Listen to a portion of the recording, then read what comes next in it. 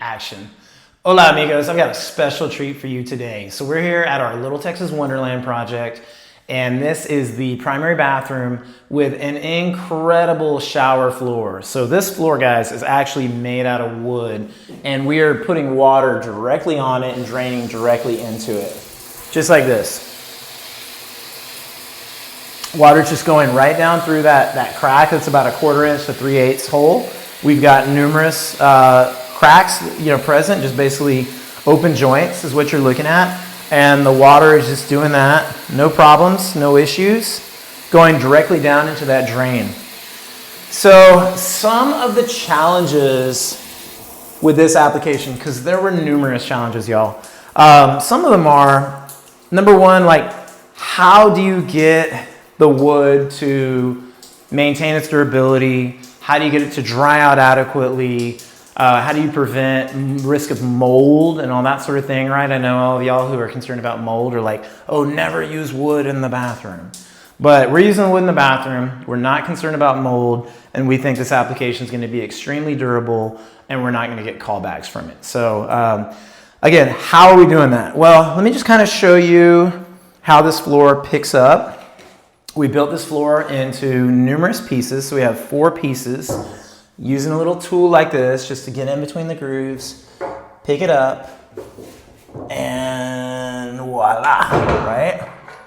So there you go. You can see we've got a normal tiled floor. We've got a small drop here that allows us to actually get this nice wood floor in here. And then this wood floor is strategically cut with sleepers that are waved, right? So that's going to allow water to flow underneath them, and it's going to allow them to actually dry out from both sides. You know, the old adage of if wood doesn't dry, it will die. That is true, and we're going to make sure that we allow this wood to dry.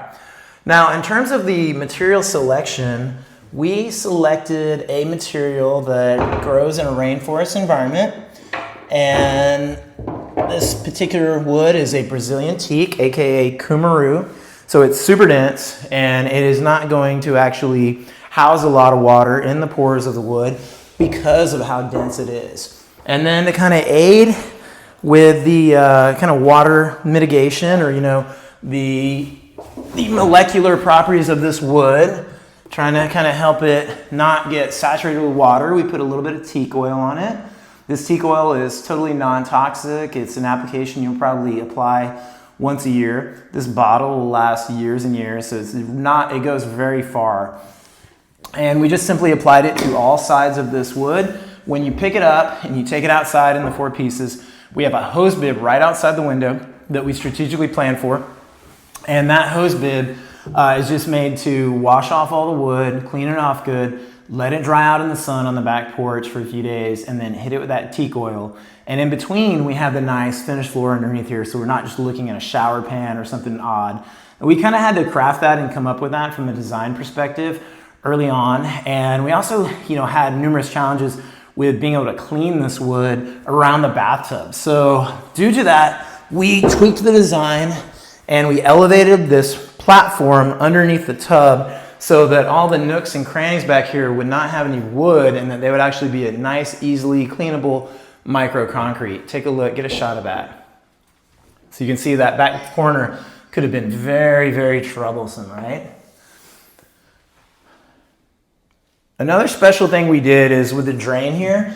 This drain, this is like a 600-pound bathtub, so trying to actually get this physically connected from the bottom of the tub to the floor without having some sort of disaster was ultra complicated. So we approached it at first, and then we came up with a much better idea with the help of our plumber, and that is to actually have this drain just waterfall into the platform below.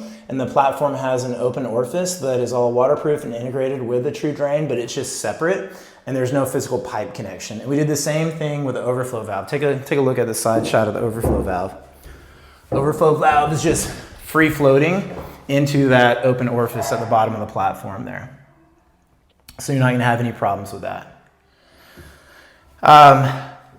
In general, I think that covers most of the bases on how we were able to achieve this wood. It was really a good selection process of the material, using a nice oil, making sure that we had a good flow of water underneath the wood so that it can get to the drain, and having those sleepers be contoured with a little wave in them so that they could adequately dry well, and then having a plan for cleaning the wood where that was easy, and having a plan where our homeowners could actually pick up the pieces and do it themselves without us having to come back. And then lastly, just making sure that we had everything cleanable around all the bathtub and nook and crannies and that sort of thing. So guys, I think this was a raging success.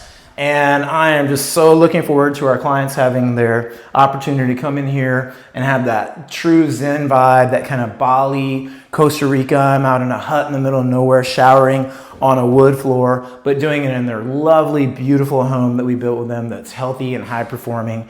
And it just really like makes my heart happy. So I hope that helps you all out there. Adios, amigos.